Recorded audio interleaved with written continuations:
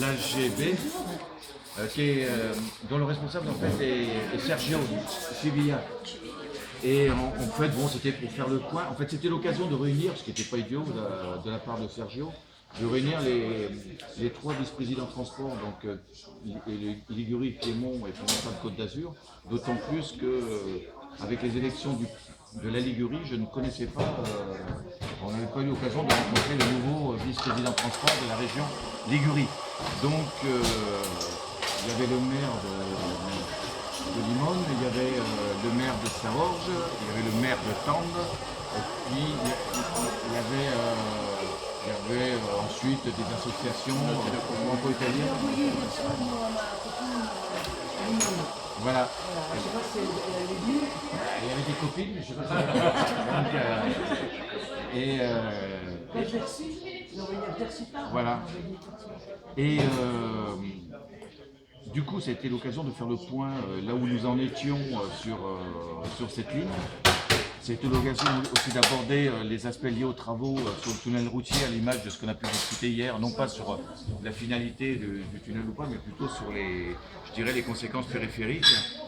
Et donc, simplement pour... alors, le vice-président du Piémont a parlé, il a évoqué un peu là où il en était. Et il a réinsisté, ce qui me paraît important, sur le prolongement des trains sur Limone. C'est une demande qui est forte de ma part. Donc le fait que je sois soutenu par lui et qu'ils prennent ça en compte, d'autant plus que le maire de Limone insiste également, parce qu'ils ont compris les enjeux qui étaient intéressants pour eux, pour nous, pour eux, enfin pour ce bassin de vie qui est commun au bout du compte. Donc ça c'est un élément important, j'y reviendrai. Et puis je dirais que le maire de Limone a mis en avant aussi l'aspect lié à l'organisation des travaux, et notamment avec des risques de fermeture ou pas. Lui, il voit également l'activité touristique et donc économique du territoire. Donc c'est aussi quelque chose qui est à prendre en compte.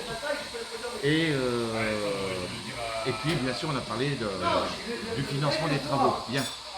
Simplement pour rappeler sur le financement des travaux, je rappelle que d'abord, j'ai indiqué quand même qu'on n'était plus, comme il y a 2 ans en arrière, à défendre l'existence même de la ligne, parce qu'on ne savait pas si on allait trouver de l'argent, tant de l'État français d'ailleurs que de l'État italien, mais on est plutôt aujourd'hui il y a des travaux qui vont commencer, en gros, quels vont être ces travaux, de quelle façon ils vont se faire, est-ce que ça va suffire financièrement ou pas, et Alors excusez-moi, cappuccino.